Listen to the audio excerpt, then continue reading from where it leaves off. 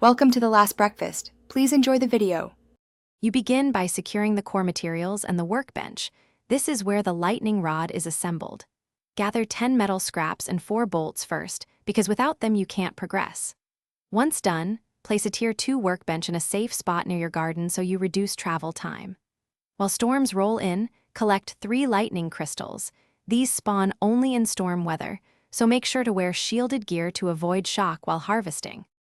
Now you assemble the lightning rod step by step, so follow the sequence precisely to avoid wasting materials. At the Tier 2 workbench, combine the 10 metal scraps with 4 bolts. Cue the craft to keep it safe from interruptions. Next, insert the 3 lightning crystals into the assembly slot. Orient the rod facing north to improve strike probability. You will spend 50 energy and about 2 minutes crafting. Watch the heat gauge and cool if it spikes. Otherwise, the item can fail. Finally, deploy the lightning rod and verify it functions in storms.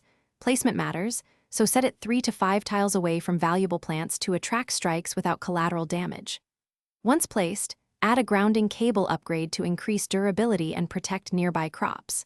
If the rod fails to attract lightning, check 3 things: orientation, that all 3 crystals are installed, and remove nearby metal objects that can steal strikes.